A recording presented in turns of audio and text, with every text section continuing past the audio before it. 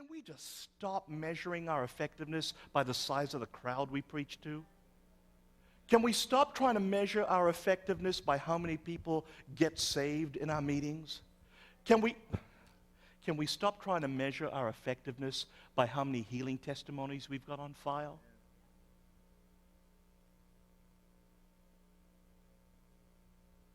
Come on. I sense the Spirit of the Lord saying, I want to set some of you free to be ablaze. And I think it's important that we take the gospel to the world.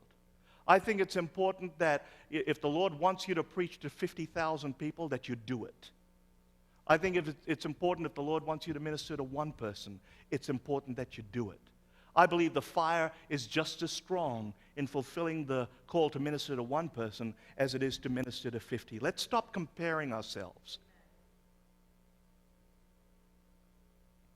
We think about, Reinhard Bonnke's going to get a great reward in heaven. And, I think Bill Heeb is going to be just as rewarded because he stayed faithful to the call. He's kept his life on the altar. And put your name in there.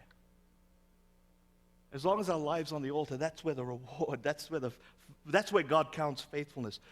I used to, when I first started traveling, I used to come home and I used to write down. In fact, every night when I was on the road, I'd write in my little computer, tonight 20 people got saved and 15 people got healed. And I started doing that, and the Lord said, what are you doing? I said, I'm keeping a record. And the Lord said, why?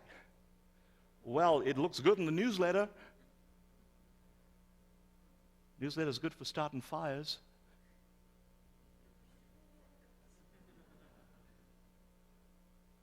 And I'm talking natural kinds of fires, not.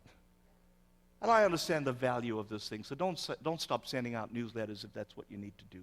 That's not what I'm saying here at all. Let's stop comparing ourselves and trying to rack up the points. He's keeping a track. And at the end of our lives, that's the only record that's going to matter.